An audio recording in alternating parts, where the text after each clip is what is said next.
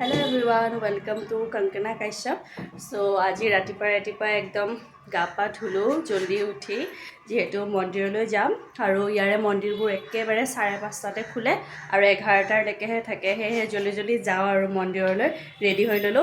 আৰু এইটো ফুডটো একদম কম্পালসৰি লবই লাগে আৰু ইয়াতে আৰু এনেদৰে বাহিৰত গা পা ধুই বাহতলৈ ৰৈ থাকোতে চাওকচোন কি ধুনীয়া দৰ্শন হৈ গল খুব ভাল লাগিল আজি দিনটো খুব ভালেই হ'ব যেন পাইছো নহয়নে বাৰু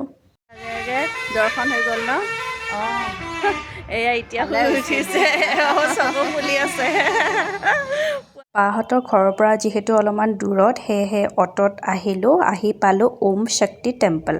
এইটো মন্দিৰ মেইনলি শিৱ আৰু পাৰ্বতীৰ হয় কিন্তু আটাইবোৰ দেৱ দেৱতাৰকে দৰ্শন কৰিব পাৰিব আপোনালোকে এই মন্দিৰটোলৈ আহিলে আৰু সাউথৰ যিমানবোৰ মন্দিৰত মই এতিয়ালৈ গৈছোঁ আটাইবোৰ দেৱ দেৱতাই দেখিছোঁ এইটো হৈছে নৱগ্ৰহ ইয়াতে 9 পাক ঘূৰিব লাগে তাৰপিছত এয়া সাই বাবাৰ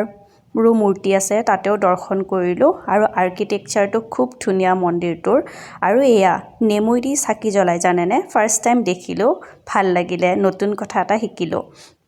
আৰু ধুনীয়াকৈ মন্দিৰটো অলপমান ঘূৰিলোঁ গোটেইখিনি দেৱ দেৱতাক পূজা কৰিলোঁ আৰু এয়া দেখিছেনে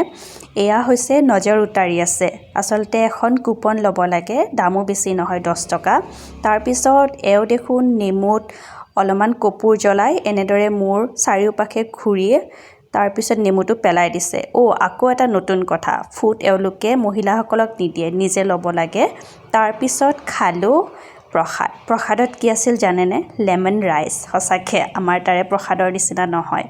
ধুনীয়াকৈ প্ৰসাদখিনি লৈ অলপমান বহিলোঁ যিহেতু পূজা কৰি লগে লগে আহিব নাপায় সেয়েহে মন্দিৰত বহি প্ৰসাদ ভাগ খাই ল'লোঁ ধুনীয়াকৈ পূজা চূজা কৰি মন্দিৰৰ পৰা আহি পালোঁ আৰু ইমানলৈকে যদি ব্লগটো চালে then thank you so' much please do like share and subscribe two